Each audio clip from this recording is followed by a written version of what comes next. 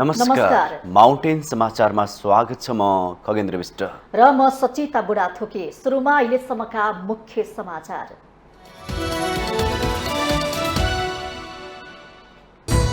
सोनाम लोछार अर्थात् तामाङ समुदायको नयाँ वर्ष पर्व आज विविध कार्यक्रम गरी मनाइँदै। पर्वको अवसरमा राष्ट्रपति विद्यादेवी भण्डारी, प्रधानमन्त्री दाहाल लगायतको शुभकामना। एमाले अध्यक्ष ओलीले सरकारमाथि धावा बोलिरहेको काङ्ग्रेसको आरोप। संविधान च्यात्न मौका झुकेर बसेकाहरूलाई कोचिङ क्लास दिनुपर्ने एकीकृत समाजवादीको भनाइ। संसदमा नउठ्दैमा मधेसका शहीदको अपमान गर्यो भन्न नपाइने उपप्रधानमन्त्री लिङ्गदेनको दावी।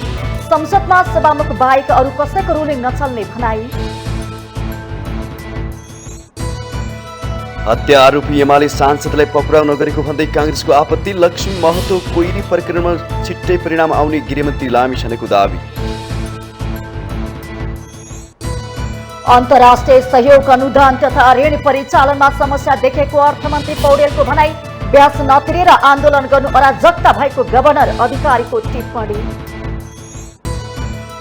आगामी फेब्रुअरीमा भारतीय वायुसेनाले अरुणाञ्चल प्रदेश, असम र पूर्वोत्तरका अन्य राज्यहरूमा हवाई युद्ध अभ्यास गर्ने। चीनसँगको तनाव झनै चुलिने खतरा। र सुदूरपश्चिम प्रदेशलाई प्रधानमन्त्री कप महिला राष्ट्रिय टी20 क्रिकेट प्रतियोगिताको उपाधि। प्रदेश 6 विकेटले पराजित, विजेतालाई 5 लाख।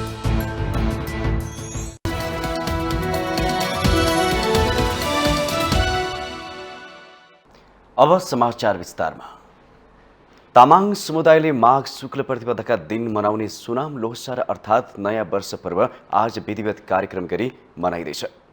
पर्वको अवसरमा राष्ट्रपति विद्यादेवी भण्डारी, प्रधानमन्त्री पुष्पकमल दाहाल प्रचण्ड लगायतले शुभकामना व्यक्त गर्नु भएको छ।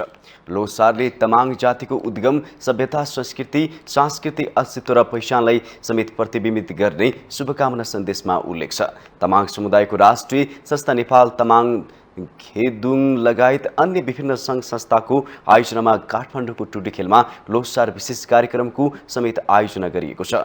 विगत 3 दशकदेखि काठमाडौँको टुडी खेलमा 3 दिवसीय लोसार पर्व मनाइँदै आएको छ। आजदेखि मुसा पर्व पूरा गरी गाई पर्व प्रवेश हुन्छ। प्रत्येक वर्ष माघ शुक्ल प्रतिपदाका अवसरमा विभिन्न कार्यक्रम गरी सोनाम लोसार पर्व मनाउने गरिएको छ। मुसा, गाई, बाघ, खरायो, ड्रागन, सर्फ, घोडा, भेडा, बाँदर, चरा, कुकुर र सुँगुर गरी 12 वर्गमा लोसारलाई विभाजन गरिएको छ। लोसारका 12वटै पर वर्ष पशु पक्षीको नामबाट गणना गरिएकाले प्रकृति पूजन रहेको बताइएको छ। तमाङ जातिको बाहुल्यता रहेको ठाउँहरूमा यो पर्व विशेष रूपमा मनाउने गरिएको छ।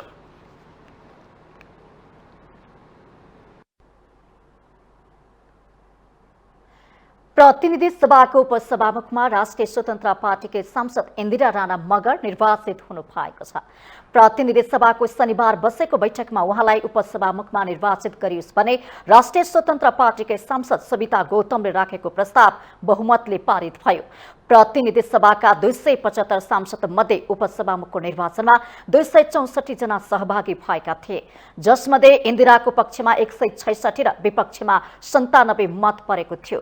नेपाल मजदुर किसान पार्टीका सांसद प्रेम सुवाल भने तटस्थ रहनुभयो। मान्य सदस्यहरू, यस सभाका मान्य सदस्य श्री इन्दिरा राणालाई प्रतिनिधि सभाको उपसभामुख पदमा निर्वाचित गरियोस् भन्ने प्रस्तावको पक्षमा 166 मत परेको र उक्त संख्या प्रतिनिधि सभामा तत्काल कायम रहेको सम्पूर्ण सदस्य संख्याको बहुमत भएकोले यस सभाका मान्य सदस्य श्री इन्दिरा राणालाई प्रतिनिधि सभाको उपसभामुख पदमा निर्वाचित गरियोस् भन्ने प्रस्ताव बहुमतले पारित भएको घोषणा गर्दछु। इन्दिरालाई नेकपा एमाले, नेकपा माओवादी केन्द्र, राष्ट्रिय स्वतन्त्र पार्टी, राप्रपा लगायतका सत्तारूढ गठबन्धनका दलहरूले मतदान गरेका थिए। नेपाली काङ्ग्रेसले भने उपसभामुखमा मुक्ता कुमारी यादवलाई उम्मेद्वार बनाएको थियो। प्रतिनिधि सभामा पहिले इन्दिरा राणा मगरलाई सभामुख निर्वाचित गरियोस् भन्ने प्रस्तावमा छलफल हुँदा उहाँ सभामुखमा निर्वाचित भएकाले काङ्ग्रेसको प्रस्तावमाथि छलफल नै भएन। प्रतिनिधि सभाको अर्को बैठक माघ 10 गते बस्नेछ।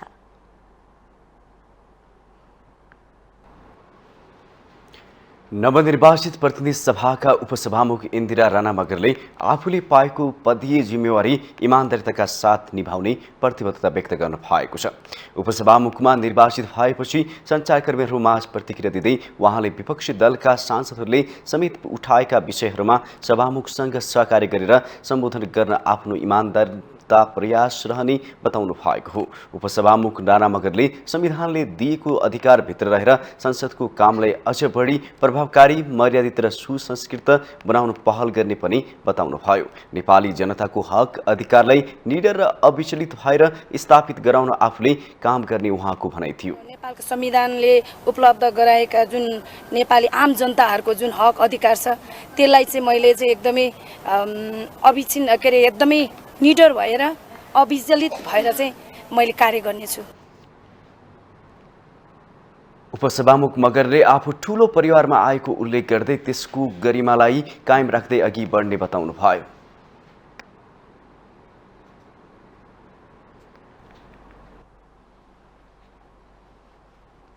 नेपाली कांग्रेसका सांसद बद्री प्रसाद पाण्डेले एमाले अध्यक्ष केपी शर्मा ओलीले सरकारमाथि नै धावा बोल्ने काम गरिरहेको आरोप लगाउनु भएको छ। शनिबार प्रतिनिधि सभाको बैठकमा बोल्दै कांग्रेसका सांसद पाण्डेले संविधानले नचिनेको उच्च स्तरीय राजनैतिक संयन्त्रको संयोजक हो भन्दै ओलीले कार्यपालिकामाथि धावा बोलेको जिकिर गर्नुभयो। प्रतिनिधि सभा विघटन गर्नु संविधान विपरीत हो भन्ने अदालतको फैसलामाथि अपमान गर्ने काम एमाले अध्यक्ष ओलीले गरिरहेको उहाँको आरोप छ।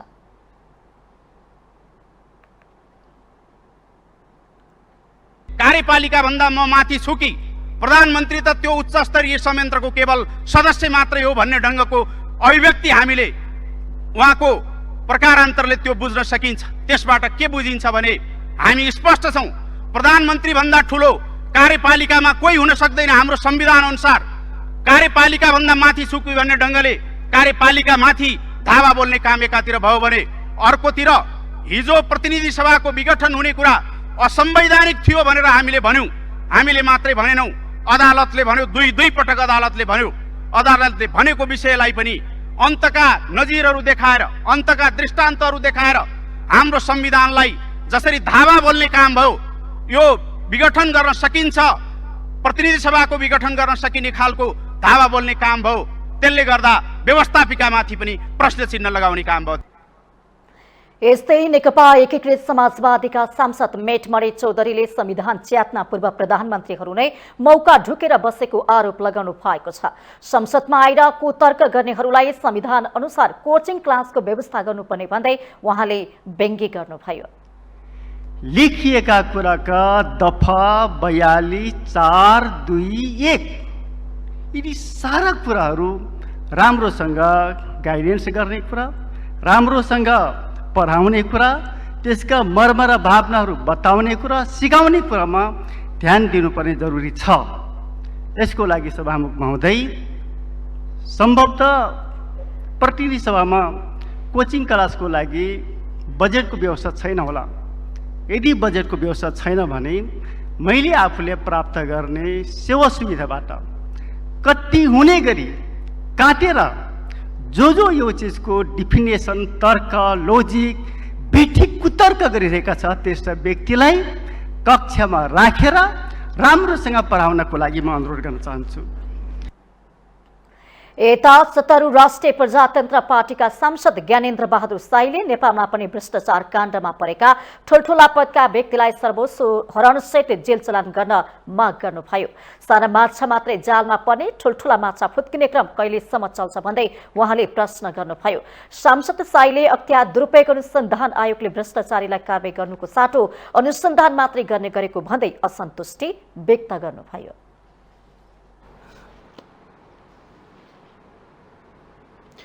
यसअघि राणालाई उपसभामुखमा निर्वाचित गरियोस् भन्ने प्रस्ताव राख्दै राष्ट्रिय स्वतन्त्र पार्टीकी सांसद सुविता गौतमले सांसद राणा समाज रूपान्तरणको अथक प्रयासपछि आएको व्यक्तित्व भएको बताउनुभयो।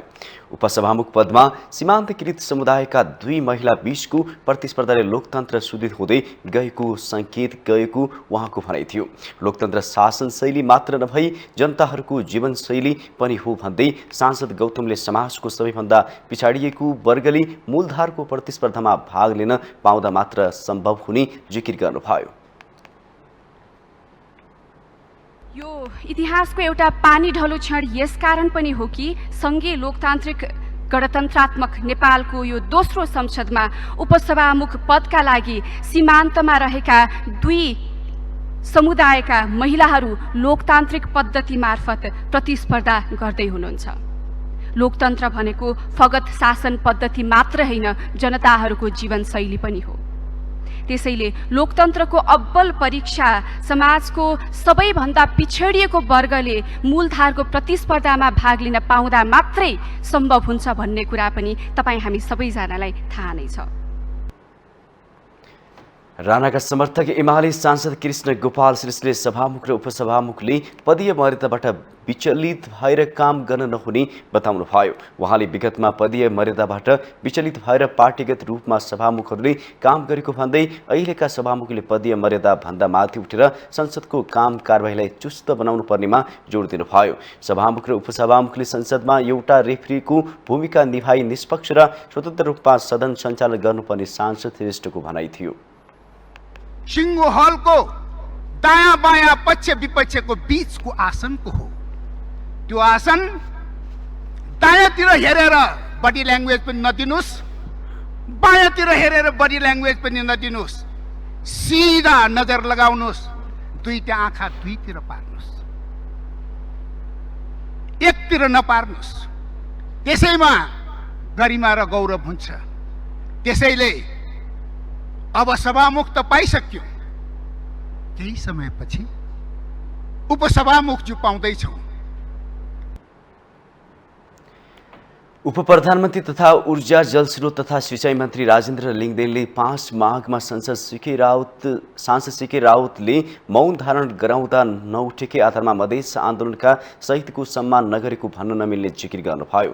संसदमा सभामुख बाहेक अरू कसैको रुलिङ नचल्ने उहाँको भनाइ थियो। उपप्रधानमन्त्री लिङदेनले आफूहरूले संसदीय मर्यादा भङ्ग गर्नु हुँदैन भनेर नउठेको जिकिर गर्नुभयो।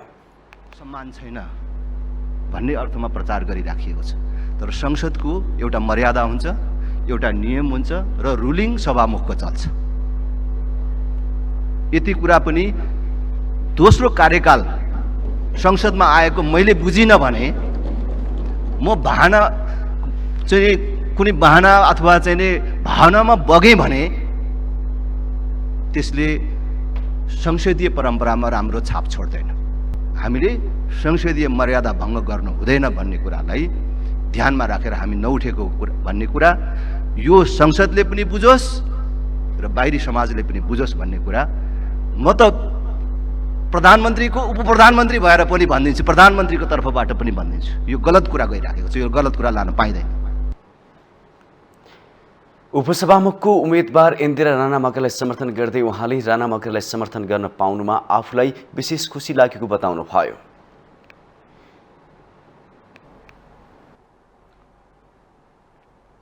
सभामुख देवप्रसाद घिमिरेले पदीय भूमिका र सदनको गरिमा बढाउन सक्रिय भएर लाग्ने प्रतिबद्धता जनाउनु भएको छ। सभामुखमा निर्वाचित भएपछि पहिलो पटक सभा सञ्चालन गर्नु अघि आफूलाई निर्वाचित गरेकोमा सांसदहरूलाई धन्यवाद दिँदै विगतका अभ्यासबाट पाठ सिकेर पदीय भूमिका र सदनको गरिमा बढाउन भूमिका खेल्ने बाचा गर्नु भएको छ। सदनमा सबैको आवाजलाई बुलन्द हुन दिने, दलहरूका बीचमा हुने स्वस्थ प्रतिस्पर्धा र विवादहरूमा निष्पक्ष भएर समन्वयनकारी भूमिका खेल्ने पनि सभामुख घिमिरेको प्रतिबद्धता छ। सभामुखको पद तटस्थ, निष्पक्ष र समन्वयकारी हुने भएकोले यो पदको गरिमामय र साखो अभिवृद्धि गर्नु मेरो संवैधानिक दायित्व हो भन्ने कुरामा म सदैव सचेत र क्रियाशील रहनेछु। उहाँले सरकार सत्ता पक्षको र संसद प्रतिपक्षको हो भन्ने मान्यतालाई मुखरित हुने दिने बताउनु भएको छ।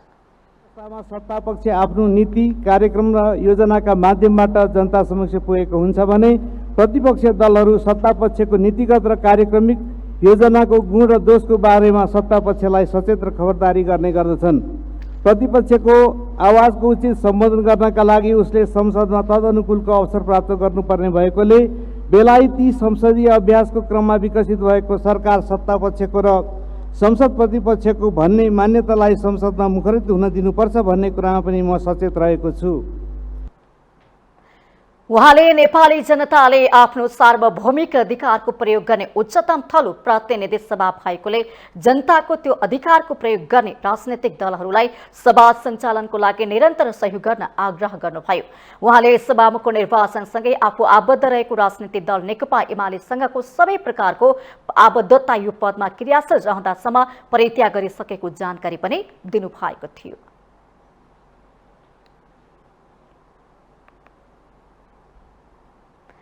माउन्टेन समाचारमा पालो भएको छ ब्रेक हो।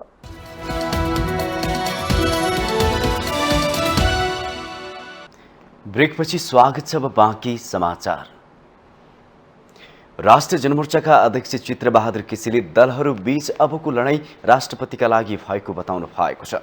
शनिबार प्रतिनिधि सभाको बैठकमा उपसभामुखको निर्वाचनका लागि विषयमा बोल्दै उहाँले दलहरूले कम्फोर्टेबल राष्ट्रपति खोजेको आरोप लगाउनु भयो।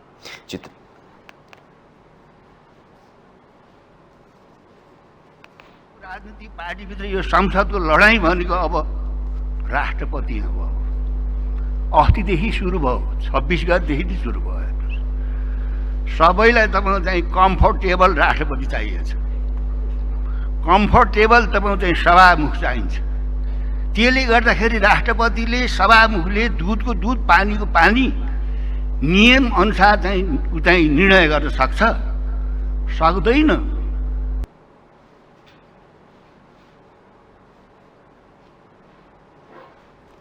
नेपालमा दलहरू संसदीय प्रणालीको बखान गर्न नथाक्ने तर त्यसको नियम नमान्ने समस्या देखिएको अध्यक्ष केसीले भनाइ थियो। उपसभामुखको प्रशंसा गर्ने दलहरूले सभामुखमा महिलालाई किन उम्मेदवार नबनाएको भन्दै उहाँले प्रश्न गर्नुभयो। सभामुखको चाहिँ उम्मेदवार किन गराउनु भयो? के भयो यस्तो? यो के भएको भने अहिले पनि नेपाल तपाईँ चाहिँ पितृसत्तात्मक चाहिँ मुलुक हो। महिलाहरूलाई अहिले पनि तपाईँ चाहिँ दोस्रो दर्जाको नागरिक मान्ने चलन छ व्यवहारमा। त्यसो हुनाले अहिले यहाँ मुखले जतिसुकै काउलो लाए पनि उहाँहरूलाई त चाहिँ सभामुख उम्मेदवार बनाउनु पर्छ नि। नेपाल मजदुर किसान पार्टी नेमकिपाका सांसद प्रेम सुहालले आफ्नो पार्टीलाई प्रमुख प्रतिपक्षी दलको मान्यता माग गर्नुभयो। कांग्रेसले आफूलाई प्रमुख प्रतिपक्षी दलको रूपमा प्रस्तुत गरेको भन्दै उहाँले आपत्ति जनाउनुभयो। प्रधानमन्त्रीलाई दिएको विश्वासको मत फिर्ता नलिएसम्म कांग्रेसलाई प्रमुख प्रतिपक्षी दल भन्न नमिल्ने उहाँको भनाइ थियो। प्रधानमन्त्रीलाई विश्वासको मत दिने राजनीतिक दल प्रमुख विपक्षी दल हुने अवस्था छैन। यो ऐन अनुसार प्रधानमन्त्रीलाई विश्वासको मत नदिने प्रतिनिधि सभाको सबैभन्दा ठुलो दल नेपाल मजदुर किसान पार्टीलाई सभामुख महोदयबाट प्रतिनिधि सभाको प्रमुख विपक्षी दल तोकिदिनु जरुरी छ। कानुनी व्यवस्था अनुसार नेपाल मजदुर किसान पार्टीले सभामुख महोदयलाई सम्बोधन गरी लिखित आग्रह गर्दछु र सचिवालयका महासचिव मार्फत हाम्रो निवेदन पेश गर्न चाहन्छु। 10वटा दलले सरकारले समर्थन गरेकाले प्रमुख प्रतिपक्षी दलको मान्यता पाउनुपर्ने नेमकिपाको माग छ।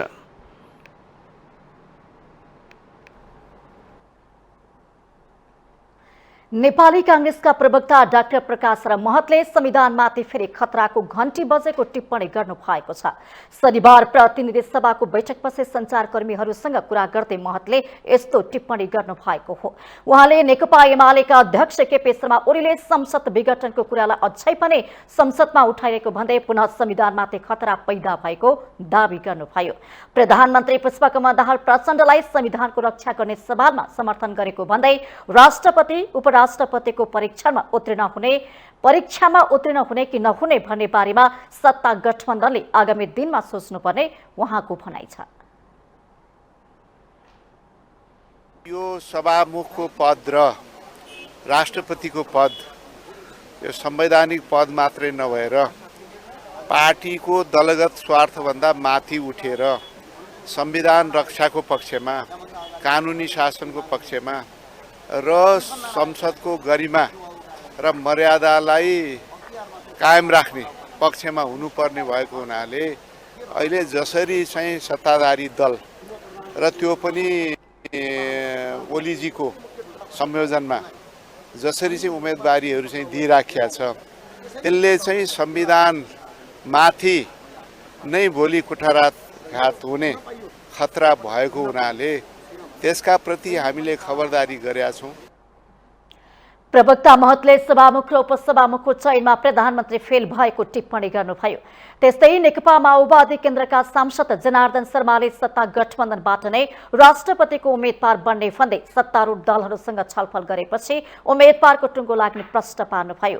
कांग्रेसको अपेक्षाबारे आफूलाई जानकारी नरहेको भन्दै सत्ता गठबन्धनभित्रबाट राष्ट्रपतिको उम्मेद्वार बन्ने निश्चित रहेको शर्माको दाबी छ। सहमति असहमति गठबन्धन हैन त्यहाँ त फेरि उम्मेदवारहरूको छनौट लगायत सबै कुराहरू होलान्। यसको बारेमा छलफल गरिसकेपछि मात्रै को हुन्छ भनेर भन्न सकिन्छ। अहिले सरकारको जो गठबन्धन छ गठबन्धनको तर्फबाट उम्मेदवार बन्ने कुरा त स्वतः स्पष्टै छ। सांसद शर्माले गठबन्धन फुटाउने र जोड्ने समय सकेकाले वर्तमान गठबन्धन नै निरन्तर अघि बढ्ने बताउनु भएको छ।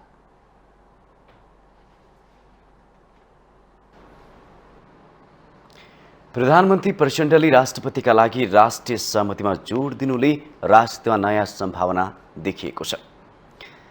प्रधानमन्त्री बन्न नेकपा एमालेका अलावा नयाँ दलहरूसँग गठबन्धन गर्नुभएका उहाँले फेरि अर्को गठबन्धन त बनाउनु हुने होइन।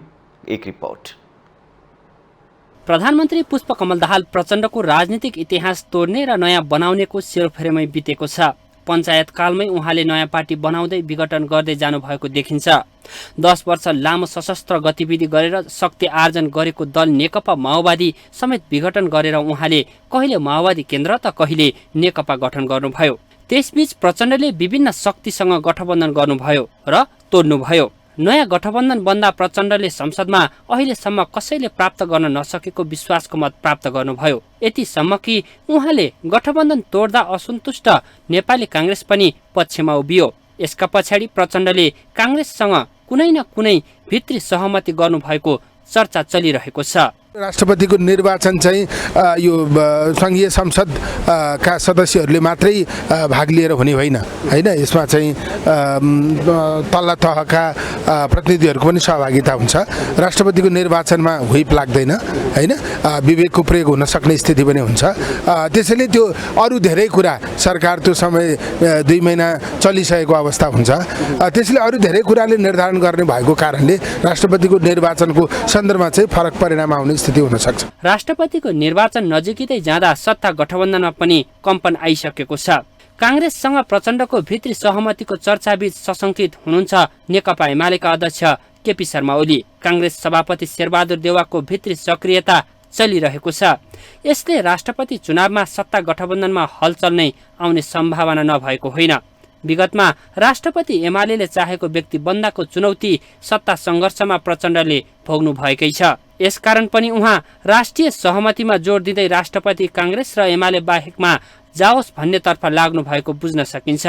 एमालेको राष्ट्रपतिमा दाबी छँदैछ। नेकपा एमाले उठाउने उम्मेदवारलाई सबै पार्टीले समर्थन गरेर जाँदाखेरि त्यसले एउटा खालको अवस्था निर्माण गर्छ। किन भन्दा हिजो एक खालको द्वन्द्वको जुन अवस्था थियो, खास गरी एमालेलाई पन्छाउनुपर्छ, एमालेलाई कमजोर बनाउनुपर्छ भन्ने जुन खालको अभिमत थियो, त्यो अभिमतलाई जनताले त म्यान्डेट दिएन नि त। त्यो अभिमत त गलत रहेछ नि। भने चाहिँ अब भनेको के भन्दा पार्टीहरू बीचको साझा सहमतिबाट अगाडि बढ्दा जनतामा एउटा खालको आशा पलाउँछ। त्यो आशा निर्माण गर्न सबै पार्टीहरू लागौँ भन्ने नै हो। प्रचण्डलाई यसकारण पनि ओलीलाई मनाउन कठिन छ। तर राजनीतिक शक्ति एउटै दल र त्यसको नेतामा केन्द्रित गरेर आफू कमजोर हुन उहाँ कदापि तयार देखिनुहुन्न। त्यसैले राष्ट्रपतिमा राष्ट्रिय सहमति भन्नुभयो। कांग्रेसले दिएको मतको गुण तिर्नुपर्ने परिस्थिति पनि प्रचण्डलाई छ। राष्ट्रपतिमा एमाले बाहेकका खोज्दा गठबन्धनमा भने हलचल आउने सम्भावना छँदैछ। शान्ति प्रक्रियाका कतिपय कामहरू बाँकी नै छन्, त्यसलाई पुरा गर्नु छ। मुलुकको अर्थतन्त्र गम्भीर सङ्कटमा छ। यसलाई पार लगाएर हामी आर्थिक समृद्धिको दिशातिर जानु छ। कतिपय विषयहरू राष्ट्रिय सहमतिका माध्यमबाट मात्रै हल गर्न सकिने प्रकारका छन् र नेपाली कांग्रेसले यो सरकारलाई कमरेड पुष्पकमल दाहाल प्रचण्ड नेतृत्वको सरकारलाई विश्वासको मत दिए पछाडि राष्ट्रिय सहमतिको परिस्थिति सृजना हुन सक्दछ कि भनेर अब सम्माननीय प्रधानमन्त्रीज्यू त्यसको प्रयत्नमा हुनुहुन्छ। र सबै मान्छेहरूको बुझाइ के छ भने राष्ट्रपति पनि केपी ओलीले भनेकै मान्छे राष्ट्रपति बन्यो भने यो मुलुक रहँदैन। मुलुकको जुन संवैधानिक सर्वोच्च त कानुनी राज्य छ, जुन प्रणाली छ, यो रहँदैन भन्ने धेरैको बुझाइ छ। त्यो बुझाइ भएको कारणले मलाई लाग्छ फेरि पनि राजनीतिक दलहरू जसरी यो सरकार बन्दा युटर्न भएको थियो, फेरि राष्ट्रपतिको निर्वाचनमा युटर्न हुन सक्छ भन्ने म सम्भावना देखेको छु। त्यसैले फेरि नयाँ गठबन्धनको सम्भावनामा पनि जान सक्छ देश। प्रचण्डको स्वभावै एकपछि अर्को दल र गठबन्धन विघटन गर्दै जाने छँदैछ। उहाँले फेरि नयाँ कदम चाल्ने अवस्था निर्माण हुन सक्छ। माउन्टेन टेलिभिजन HD का लागि क्यामेरामा केशव श्रेष्ठका साथमा बटुकराज गिरीको रिपोर्ट। संविधान बमोजिम नेपालको कार्यकारी अधिकार प्रधानमन्त्रीमा निहित छ, तर दलहरू बीच कार्यकारी प्रधानमन्त्री भन्दा आलङ्कारिक राष्ट्रपतिमा बढी मोह पलाएको हो कि भन्ने देखिन्छ। राष्ट्रपति पदलाई कुनै न कुनै रूपमा आफ्नो राजनीतिक स्वार्थ प्रयोग गर्न खोज्ने सोच ठूला दलहरूमा देखिन्छ। हेरौं यो रिपोर्ट। पछिल्लो 15 वर्षमा मुलुकले 2 जना राष्ट्रपति पायो, तर राष्ट्रपतिहरूको कार्यकाल विवाद मुक्त हुन सकेन। मंसिर 4 मा सम्पन्न निर्वाचनको मत परिणामले दलहरूको सरकार निर्माण र सत्ता भागवण्डाको कसरतले प्रधानमन्त्री सभामुखदेखि मन्त्रीहरू पायो। यति बेला सबै दलहरूको ध्यान राष्ट्रपति पद कसले हत्याउने भन्नेमा केन्द्रित छ। नेकपा एमाले सत्ता गठबन्धनमा मुख्य शर्त नै राष्ट्रपति र सभामुख आफूले पाउनुपर्ने भनेर प्रधानमन्त्रीमा प्रचण्डलाई समर्थन गरेको थियो। यता सरकार निर्माणको नयाँ समीकरण बनेपछि पनि संसदमा पहिलो दल बनेको नेपाली कांग्रेसले राष्ट्रपतिमा सहयोगको अपेक्षा राख्दै विपक्षी गठबन्धनलाई विश्वासको मत समेत दियो। यसले कांग्रेसले राष्ट्रपति पदको दौडमा आफूलाई कायमै राखेको प्रश्न पार्छ। तर संविधानले आलङ्कारिक भनेको राष्ट्रपति पदमा दलहरूको हानथाप किन? मुख्य प्रश्न उठेको छ। राष्ट्रपतिको पछाडि रिमोट कन्ट्रोल आफूहरूले राखेको देखिन्छ, किनभने यो दलीय हिसाबले आएको अवस्थामा जुन दलबाट आफू बिलोङ गरिएको छ, राष्ट्रपतिले आफू पनि त्यही दलप्रति वफादार हुने र राष्ट्रपतिले त्यही दलको कुरा मान्ने इतिहास हामीले देखिराखेका छौँ। यसले के सङ्केत गर्छ भनेदेखि संविधानलाई नै धरापमा पार्छ। हेर्नुहोस्, भएको अधिकार प्रयोग गर्दै गयो भने ठिक छ, नभएको अधिकार प्रयोग गर्दै गयो र दलहरूले त्यसलाई मलजल गर्दै गयो भनेदेखि त्यो दलहरूको लागि नै हेडेक हुन्छ। हेर्नुहोस्, कुनै दलको लागि कुनै परिवेशमा ठिक होला, कुनै दलको लागि कुनै परिवेशमा त्यो नठिक हुन पनि सक्छ, तर समग्रमा मुलुक वास्तवमा यसमा धरापमा पर्छ, मुलुकको स्थायित्व हुँदैन। त्यो किसिमले हामीहरूले बुझिनुपर्ने हुन्छ। मुलुकले पहिलो राष्ट्रपतिका रूपमा पाएको रामवरण यादवदेखि हालकी राष्ट्रपति विद्यादेवी भण्डारी पटक पटक आलोचित हुनु पर्यो। प्रधान सेनापति रुक्माङ्गद कटुवाललाई प्रधानमन्त्री पुष्पकमल दाहालले बर्खास्त गर्ने निर्णय गर्दा त्यसलाई रोकेपछि यादव विवादमा पर्नुभयो। तत्कालीन प्रधानमन्त्री केपी शर्मा ओलीले ल्याएको नागरिकता अध्यादेश जारी गर्नुभएकी राष्ट्रपति विद्यादेवी भण्डारीले सोही प्रकृतिको अध्यादेश देउवा सरकारले ल्याउँदा रोक्नुभयो। यो निर्णय पनि विवादको घेराभन्दा बाहिर निस्कन सकेन। यी दृष्टान्तले राष्ट्रपतिलाई आलङ्कारिक मानिए पनि उहाँहरूको भूमिका व्यवहारमा कार्यकारी जस्तै भन्दा दलहरू यो पदका लागि हानथाप गरिरहेको विश्लेषण हुने गर्दछ। हामी कहाँ यहाँ संसद शक्तिशाली छैन, दल शक्तिशाली छैन र संस्कार हाम्रो त्यस्तो छ र त्यसमा पनि संविधानमा के छ भने संरक्षक र पालक भनेको छ। संरक्षक र पालक भनेको छ। अब त्यो महत्त्वपूर्ण पद भएको हुनाले हरेक दलले चाहिँ त्यसमा चाहिँ ध्यान आकर्षण गर्नु राम्रो हुन्छ। तर मेरो अन्त्यमा एउटा सुझाव के छ भन्दाखेरि हिजोको समीकरण जुन थियो त्यो समीकरण त्यसरी फुट्नु हुँदैन थियो, त्यो फुट्यो, त्यो दुर्भाग्यपूर्ण हो। आज जो समीकरण छ त्यो फेरि फुट्यो भनेदेखि यी राजनीतिक दलहरूको चाहिँ के छ भने नैतिकता हैसियतप्रति आम नेपाली जनतामा एउटा तृष्णा र घृणाको भावना जाग्दछ। मुलुकको सर्वोच्च पद राष्ट्रपतिका लागि दलहरू बीच प्रतिस्पर्धा हुनु कुनै नौलो विषय होइन, तर जुन ढङ्गले दलहरूले राष्ट्रपति पदलाई आफ्नो राजनीतिक स्वार्थका लागि प्रयोग गर्न उक्साउने प्रवृत्ति देखिएको छ त्यो लोकतन्त्रका लागि सुखद छैन। माउन्टेन टेलिभिजन HD का लागि क्यामेरामा विवेक श्रेष्ठका साथमा बिन्दु अधिकारी, काठमाडौँ। माउन्टेन समाचारमा पालो भएको छ ब्रेक।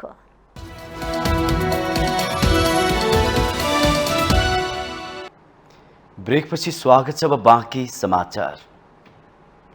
गृहमन्त्री रवि लामिछानेले फरार प्रतिवादी संसदमा आउँदा पनि पक्राउ गर्न नसकेको विषयमा चाँडै नतिजा आउने बताउनु भएको छ। प्रतिनिधि सभाको शनिबारको बैठकपछि बाहिरिने क्रममा उहाँले अब त्यो विषयमा नतिजा आएपछि मात्रै बोल्ने बताउनुभयो। गृहमन्त्री लामिछानेले विज्ञप्ति सबैको जानकारीका लागि निकालेको भन्दै लोकप्रियताका लागि नगरेको जिकिर गर्नुभयो। हामीले सुरुवात गरिसकेका छौँ, रिजल्ट आइहाल्छ। तपाईँले अहिले मैले मुखले बोलेर भन्नुभन्दा पनि रिजल्टले देखाउने कुराहरू हो। यस्तो कुरा धेरैजना एकजना मात्र होइन धेरैको कुराहरू छन्। त्यसले गर्दाखेरि त्यो नतिजा आइहाल्छ। नतिजा नआउन्जेलसम्म प्रक्रियामा प्रश्नहरू स्वाभाविक रूपमा हुन्छन्, तर नतिजा आउँछ यहाँ थाहा भइहाल्छ। अर्को एक प्रसङ्गमा उहाँले उप प्रधानमन्त्री पदले सरकारलाई कुनै भार नथपिने भएकाले राखेको भन्दै सबैभन्दा पहिला आफ्नै बाट हटाउन सुरु गरे पनि तयार रहेको बताउनुभयो। त्यो बन्दै गर्दाखेरिका कुराहरू र बिस्तारै दलहरू थपिँदै गर्दाखेरि भएका कुराहरू हुन्। त्यसले गर्दाखेरि यसले राज्यलाई थप भार अथवा त्यो पार्ने भन्दा पनि त्यो एउटा प्रोटोकलको रूपमा गर्ने भन्ने एउटा सहमति हो। मैले त भनेको पनि छु, सबैजनाको हटाउने भए पनि यो सबभन्दा पहिला मेरोबाट हटाइदिनु केही फरक पर्दैन भनेको छु। एउटा अभ्यास हो, तर त्यसले एकदमै धेरै त्यसको कुनै ठुलो भार नपर्ने भएको हो। हत्या आरोपी सांसद लक्ष्मी कोइरी महतोलाई पक्राउ गर्न नसकेको भन्दै गृहमन्त्री लामिछानेको आलोचना हुन थालेको छ।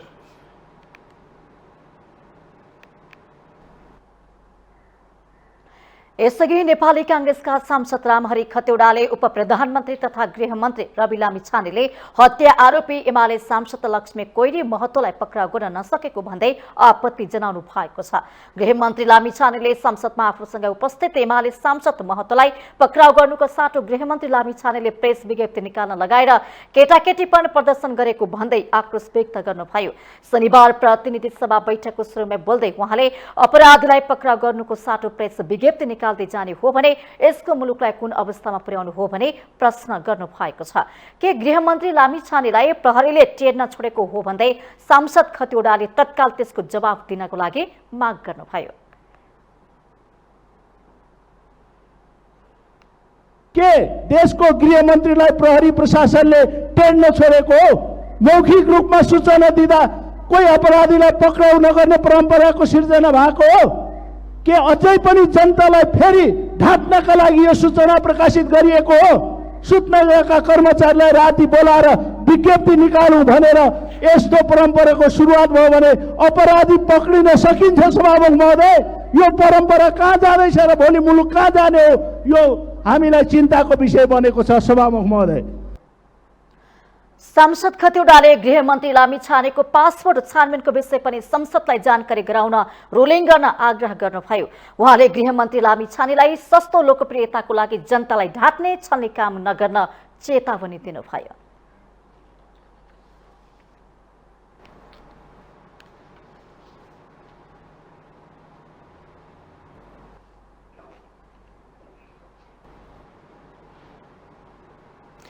नेकपा एमालेका अध्यक्ष केपी शर्मा ओली झण्डै एक दशक यता भारतप्रति खरो रूपमा प्रस्तुत हुँदै आउनु भएको छ। विशेष गरी नाकाबन्दीपछि उहाँले भारतसँगको दूरी बढाएर आलोचना गर्नुभयो। कुनै बेला भारतसँग उहाँको निकै समुद्र सम्बन्ध रहेकोमा चिसिनुलाई चासोका साथ हेरियो, तर पछिल्लो समय उहाँको भारतसँग हिमचिम बढ्दै गएको छ। एक रिपोर्ट। 2072 सालको नाकाबन्दीमा भारतप्रति सबैभन्दा कडा रूपमा प्रस्तुत हुने शीर्ष नेता मध्येको हुनुहुन्थ्यो केपी शर्मा ओली। उहाँले भारत विरोधी राष्ट्रवादलाई राजनीतिक चढावको अस्त्र नै बनाउनुभयो। भारतसँग सम्बन्ध चिसिँदै गयो। कुनै बेला भारतमा निकै ओहोर दोहोर गर्ने ओली प्रधानमन्त्री हुँदा बाहेक जानै छाड्नुभयो। यो हदसम्म सम्बन्ध चिसेपछि उहाँ नेपाल स्थित भारतीय दूतावासले आयोजना गर्ने कार्यक्रममा देखिन छाड्नुभयो। माघ 6 गतेको साँझ आर्मी अफिसर्स क्लबमा भने फरक दृश्य देखियो। भारतीय राजदूतावासले आयोजना गरेको संगीत सुगुन कार्यक्रममा ओली धर्मपत्नी राधिका साक्य सहित देखिनुभयो। नेपालका लागि भारतका राजदूत नवीन श्रीवास्तव ओलीको सपरिवार आगमनबाट निकै उत्साही देखिनुहुन्थ्यो। कार्यक्रममा ओली 2 घण्टा पूरा बसेर संगीत श्रवण गर्नुभयो। रोचक त यो छ कि ओली निकट नेताहरूको पनि उक्त कार्यक्रममा उल्लेख्य उपस्थिति थियो। उहाँहरू भारतप्रति निकै कडा आलोचक देखिएर बोल्ने मध्येका पर्नुहुन्छ। रोचक त यो छ कि प्रधानमन्त्री प्रचण्ड, पूर्व प्रधानमन्त्रीहरू माधव कुमार नेपाल र डाक्टर बाबुराम भट्टराई पुग्नु भएको संगीत सुगुनमा परराष्ट्र मन्त्री डाक्टर विमला राई पौड्यालका अलावा सरकारका केही मन्त्रीहरू पुग्नु भएको थियो। मधेस केन्द्रित राजनीति गर्ने अधिकांश प्रभावशाली नेताहरू पनि देखिनुभयो, तर नेपाली कांग्रेसका प्रभावशाली नेताहरू कमै मात्र देखिनुभयो। सबैभन्दा अर्थपूर्ण ओलीकै उपस्थिति बन्यो भारतीय दूतावासको संगीत सुगुन कार्यक्रम। ओलीले पछिल्लो समय भारतीय पक्षसँग हिमचिम बढाउँदै लग्नु भएको छ। भारतीय पक्षसँग संवाद बढाउनु भएको छ, जसका कारण उहाँको सम्बन्धमा निकै सुधार हुँदै गएको बुझ्न सकिन्छ। कुनै बेला भारतले निकै महत्त्व दिएको महाकाली सन्धि पारित गराउन ओलीकै निर्णायक भूमिका थियो। भारतमा उहाँका निकट मित्रहरू थिए, तर पछिल्लो समय उहाँलाई भारतमा चीन परस्तको आरोप लाग्ने गरेको छ। भारतका जिम्मेवार सञ्चार माध्यमले त सिधै प्रो चाइनिज भनी ट्याग लगाउने गर्दछन्, तर उहाँले चालेको पछिल्लो गतिविधिले भारतसँग सम्बन्ध फेरि सुधार्दै लान थालेको बुझ्न सकिन्छ। त्यो कुन तहमा कसरी बढ्ने हो चासो बनेको छ। माउन्टेन टेलिभिजन एचडीका लागि प्रमिला भण्डारीको रिपोर्ट। पोखरामा गत आइतबार भएको विमान दुर्घटनामा ज्यान गुमाएका मध्ये 24वटा शव पहिचानमा समस्या भएको छ। यससँगै त्रिवेणी शिक्षण अस्पतालको फोरेन्सिक विभागले आवश्यक सहयोग र सहजीकरणको लागि मृतकका आफन्तसँग आग्रह गरेको छ। अस्पतालको फोरेन्सिक विभागले शव पहिचान हुन बाँकी रहेका मृतकका परिवार तथा आफन्तहरूलाई त्रिवेणी शिक्षण अस्पतालको फोरेन्सिक विभागमा आएर एन्टिमोर्टम डाटा उपलब्ध गराउन आग्रह गरेको हो।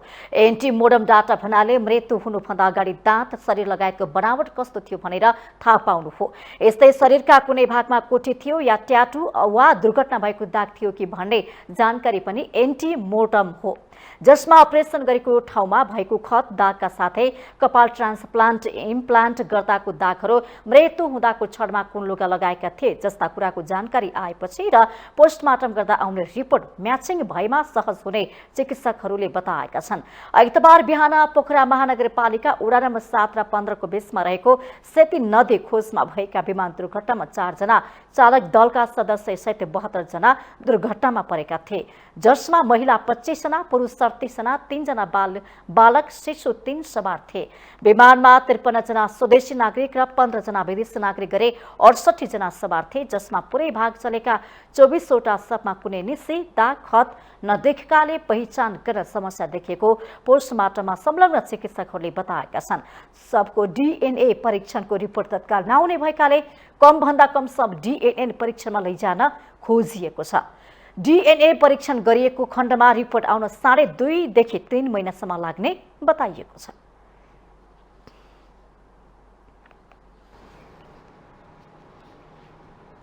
प्रधानमन्त्री पुष्पकमल दाहालले प्रोटिनयुक्त खानपानको व्यवस्था सबै नागरिक माझ पुर्याउन सरकारबाट भइरहेको प्रयास पर्याप्त नभएको बताउनु भएको छ। शनिबार काठमाडौँमा आयोजित दोस्रो संस्करणको right to protein run of marathon कार्यक्रममा उहाँले यस्तो बताउनु भएको हो। प्रधानमन्त्री प्रचण्डले खेल क्षेत्रबाट स्वस्थ र अनुशासित जीवन पद्धतिको विकास हुने उल्लेख गर्नुभयो।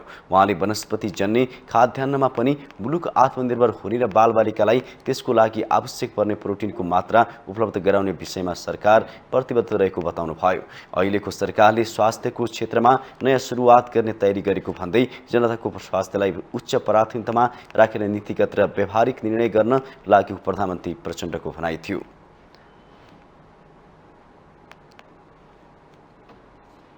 स्वास्थ्यको क्षेत्रमा नेपाल सरकारले एउटा नयाँ सुरुवात गर्दैछ। यो क्षेत्रमा जनताको सेवाको निम्ति नेपाल सरकारले गर्नुपर्ने काम धेरै छ भन्ने कुरामा म जानकार छु। फेरि हामी तेस्रो कार्यकालमा जनताको स्वास्थ्यलाई उच्च प्राथमिकतामा राखेर केही नीतिगत र केही व्यावहारिक निर्णय हामी गर्दैछौँ। कृषि तथा पशुपक्षी विकास मन्त्री ज्वाला कुमारी शाहले ठूलो संख्यामा गरिब समुदायका बालबालिकाहरूमा प्रोटिनको कमीले समस्या आइरहेको बताउनुभयो। बालबालिकाको उमेर अनुसार समग्र विकासमा सन्तुलित आहारको आवश्यकता भए पनि प्रोटिनको उपलब्धता नहुँदा विभिन्न रोगहरूको शिकार भइरहेको उहाँको भनाइ थियो। मन्त्री शाहले कृषि मन्त्रालय खाद्यान्नहरूमा नेपाललाई आत्मनिर्भर बनाउन प्रयासरत रहेको पनि उल्लेख गर्नुभयो।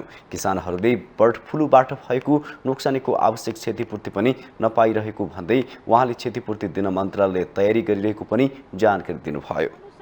प्रतिफल पाउन संघर्ष गरिरहेको लगायतको समस्याहरूबाट ग्रस्त छ।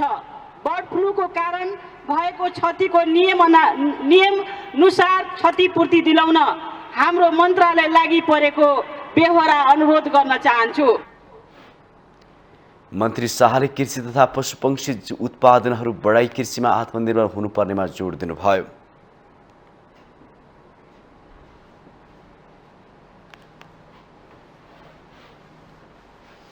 हामीसँग आर्थिक अन्तर्राष्ट्रिय खेल समाचार बाँकी नै छन्। माउन्टेन समाचारमा पालो भएको छ ब्रेकको।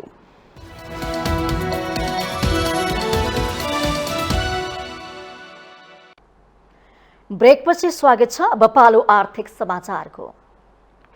आर्थिक समाचारको साथमा जगदम्बा सुपर साइन तथा ग्याल्बा प्लस जीवनभरको भरोसा।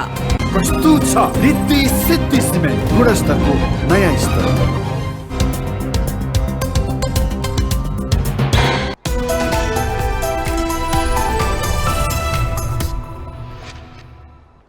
उपप्रधान तथा अर्थमन्त्री विष्णुप्रसाद पौडेलले अर्थतन्त्र सुधार गर्ने अभियानमा सरकारलाई सरकारवाला सबै निकायको साथ आवश्यक रहेको बताउनु भएको छ। शनिबार कृषि विकास बैंकको 56औं वार्षिक उत्सव कार्यक्रममा अर्थमन्त्री पौडेलले वर्तमान चुनौतीको सामना गर्दै मुलुकको आर्थिक अवस्था र सामर्थ्यलाई सुधार गर्ने अभियानमा सबैको साथ आवश्यक रहेको बताउनु भएको छ। उहाँले मुलुकको चुनौतीपूर्ण अर्थतन्त्र सुधारको लागि सुशासन, आर्थिक मितव्ययता, खर्च कटौती, सुविधा कटौती गर्ने बताउनु भएको छ। अन्तर्राष्ट्रिय सहयोग, अनुदान तथा ऋण परिचालनमा समेत समस्या देखेको अर्थमन्त्री पौडेलको भनाइ थियो।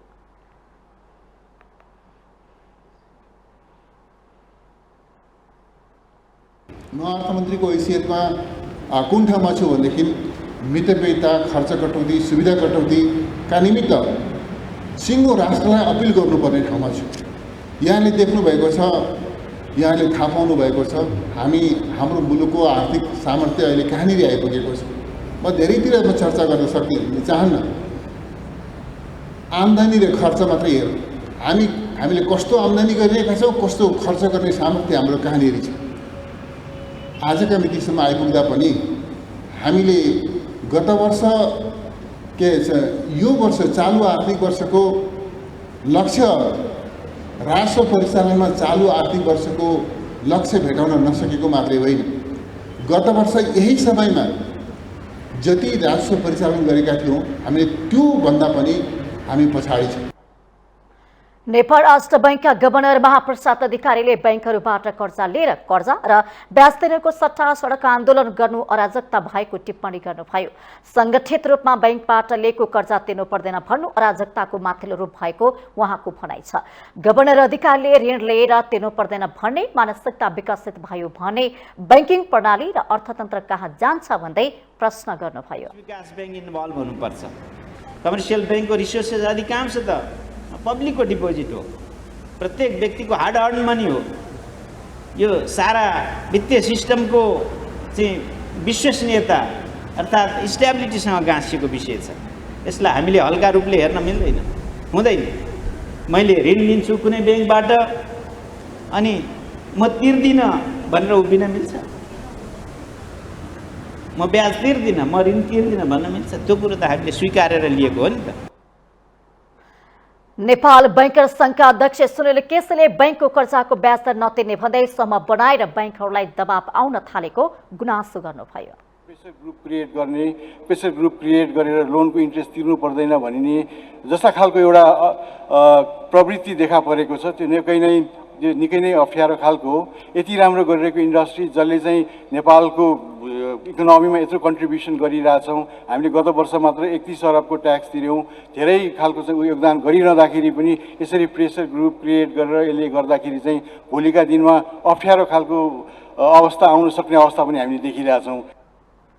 कार्यक्रममा कृषि विकास बैंकका निमित्त कार्यकारी अधिकृत प्रताप सुवेदीले बैंकरले न्यून आय भएका ग्रामीण भेगका किसानलाई लक्षित गरी हाल 265 शाखा कार्यालयबाट सेवा दिइरहेको जानकारी दिनुभएको छ। वार्षिक उत्सवका अवसरमा बैंकमा 20 र 25 वर्ष सेवावधि पूरा गरेका 25 कर्मचारीलाई दीर्घ पदकबाट विभूषित गरिएको थियो भने ओछा प्रगति बैंकको शाखा तथा ग्राहकलाई सम्मान गरिएको थियो। बैंकले वैदेशिक रोजगारीमा गएकाहरूलाई लाभान्वित हुने गरी मातृभूमि बचत खाताको पनि सुरु गरेको छ।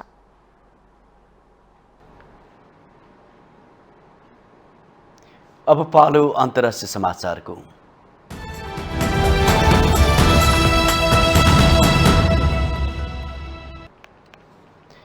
आगामी फेब्रुअरीमा भारतीय वायुसेनाले अरुणाचल प्रदेश, आसाम र पूर्वोत्तरका अन्य राज्यहरूमा हवाई युद्ध अभ्यास गर्ने भएको छ। यसमा फर्स्ट लाइन लडाकु हेलिकप्टर, लडाकु विमान र ड्रोन समावेश हुनेछन्। टाइम्स अफ इन्डिया खबरमा प्रकाशित समाचार अनुसार यो अभ्यास यस्तो समयमा भइरहेको छ जब पूर्वी लद्दाखमा भारत र चीनका सैनिकहरू बीच झडप भएपछि पूर्वी क्षेत्रको वास्तविक नियन्त्रण रेखा नजिक तनाव बढेको छ।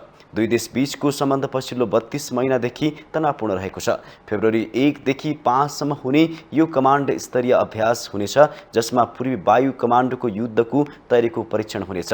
एक स्रोतलाई उद्धृत गर्दै अखबारले लेखेको छ कि पूर्वी क्षेत्रका सबै उपकरणहरू जस्तै राफेल र सुखोई 30 MKI लडाकु विमानहरू यसमा प्रयोग हुनेछन्। यी जेटहरू हासियामारा, तेजपुर र चाबुआ एयरफिल्डबाट उडान हुनेछन्। गत वर्ष डिसेम्बर 9 मा अरुणाचल प्रदेशको तावाङको याथसेमा दुई देशबीच भएको झडपपछि वायुसेनाले उत्तर पूर्वमा 2 दिने युद्ध अभ्यास गरेको थियो। तर स्रोतका अनुसार अर्को महिना हुन लागेको युद्ध अभ्यास ठूलो मात्रामा हुनेछ र यसमा C-10J सुपर हर्कुलस, चिनुक र अपाचे हेलिकप्टर जस्ता धेरै प्लेटफर्म मार्फतहरू पनि समावेश हुनेछन्। यो अभ्यासले चीनसँग भारतको तनाव झनै चुलिने शंका गरिएको छ।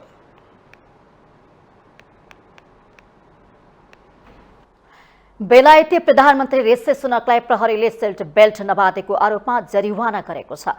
गोडिरहेको कारमा सामाजिक सञ्जालको लागि भिडियो बनाउँदै गर्दा प्रधानमन्त्री सुनकले सिट बेल्ट नबाँधेको भन्दै प्रहरीले जरिवाना गरेको हो। प्रधानमन्त्री कार्यालय 10 डाउटिङ स्ट्रिटले प्रधानमन्त्री सुनकले सानो भिडियो बनाउनको लागि सिट बेल्ट खोलेको बताइएको छ। प्रधानमन्त्री कार्यालयबाट जारी वक्तव्यमा प्रधानमन्त्रीले आफ्नो गल्ती स्वीकार गरेको र यसका लागि उहाँले माफी समेत मागेको जनाएको छ। उहाँ यो हुन्छ कि सबैले सिट बेल्ट लगाउनु पर्छ, विज्ञप्तिमा भनिएको छ। बेलायतमा कारमा सिट बेल्ट नलगाएकामा 100 पाउन्ड जरिवाना तिर्नुपर्छ। यदि कसैले जरिवाना तिर्न नमानेमा वा मुद्दा अदालतसम्म पुगेमा पनि उक्त जरिवाना 500 पाउन्डसम्म पुग्ने गर्दछ।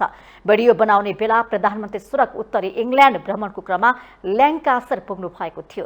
भिडियोमा प्रधानमन्त्री सुनक अर्थव्यवस्था सुधारको लागि स्थानीय स्तरमा लगानी बढाउँदै नयाँ रोजगारी सृजनामा लागेको बताउनु भएको छ। सुनक सरकारमा रहेको बेला दोस्रो पटक जरिवानामा पर्नु भएको हो।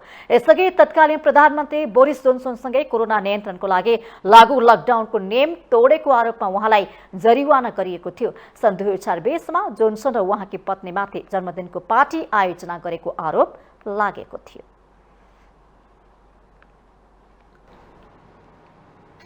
अब पालो खेल समाचारको।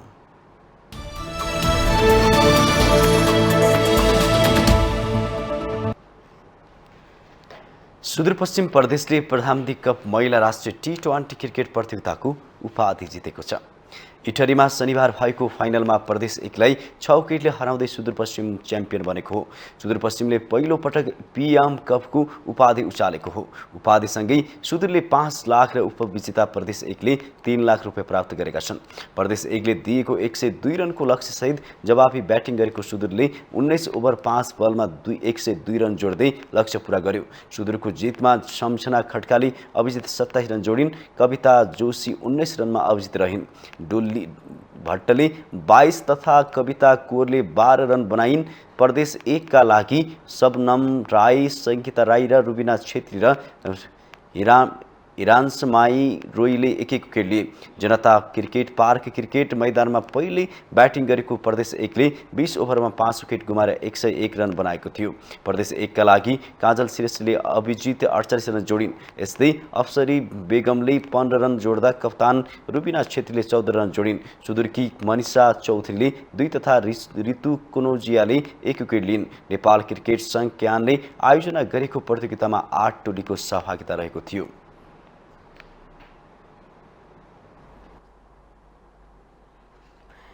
विभागीय टोली त्रिभुवन आर्मी क्लबका दीपक अधिकारी र एपीएफकी फुलमती राणाले दोस्रो सशनको right to protein run half म्याराथनको उपाधि जितेका छन्।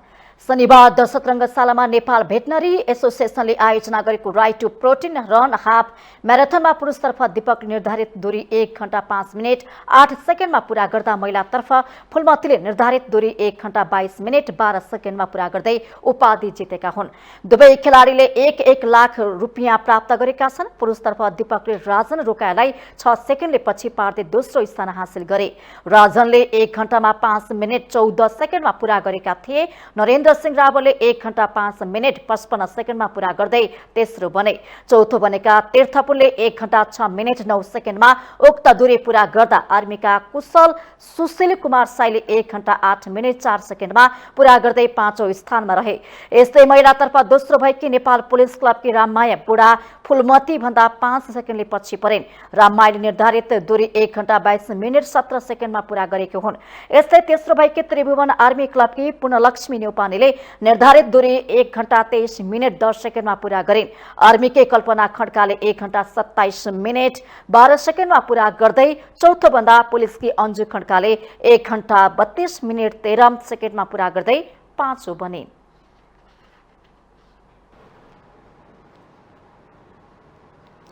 रन फर लाइफको नाराका साथ भारतीय राजदूतावासले 5 किलोमिटर दौड आयोजना गरेको छ। पशुपतिनाथमा आयोजना दौडमा 1000 भन्दा बढी सहभागी भएका थिए। नेपालका लागि भारतका राजदूत नवीन श्रीवास्तवले उद्घाटन गर्नु भएको दौडमा नेपालका चर्चित कलाकार खेलाडी आरोही लगायतको सहभागिता थियो। दौड पूरा गर्नेलाई मेडल वितरण गरिएको थियो। दौड सुरु हुनु पूर्व कलाकार प्रदीप खड्का लगायतले शारीरिक र मानसिक रूपमा स्वस्थ हुनुपर्ने आवश्यकता औल्याउनु भएको थियो। भारतले आजादीको अमृत महोत्सव अन्तर्गत विभिन्न कार्यक्रम आयोजना गर्दै आएकोमा रन फर लाइफ नाराका साथ दौड आयोजना गरेको भारतीय दूतावासले जनाएको छ। 26 जनवरीमा भारतको गणतन्त्र दिवस रहेकोले त्यसपूर्व उसले खेल संगीत लगायत विविध क्षेत्र सम्बन्धित कार्यक्रम आयोजना गर्दै आएको छ।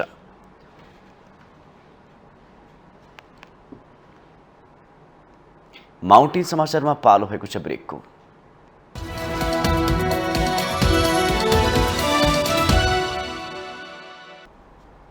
ब्रेकपछि स्वागत छ। यो सँगै हामी माउन्टेन समाचारको अन्त्यमा आइपुगेका छौं। जाँदा जाँदै मुख्य समाचार पुनः एकपटक।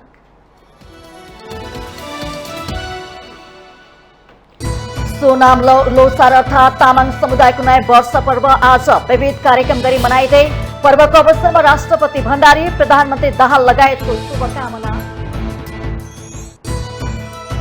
एमाले अध्यक्ष ओलीले सरकारमाथि धावा बोलिरहेको कांग्रेसको आरोप। संविधान च्यात्न मौका ठुकेर बसेकाहरूलाई कोचिङ क्लास दिनुपर्ने एकीय समाजवादीको भनाइ।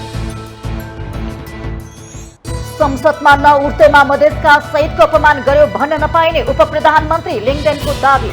संसदमा सभामुख बाहेक अरू कसैको रुलिङ नचल्ने भनाइ।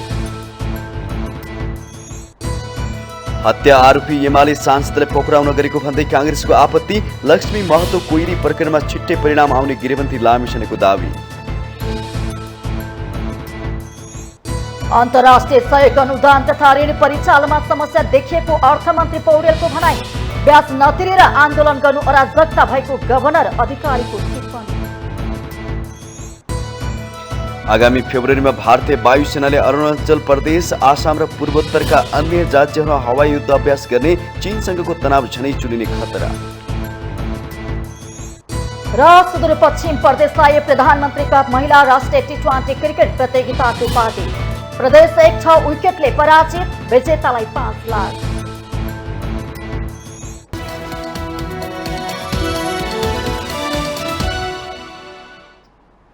माउन्टेन समाचार अहिलेलाई सकियो। सत्य तथ्य र निष्पक्ष समाचारका लागि माउन्टेन टेलिभिजन HD हेर्दै रहनुहोला। नमस्कार।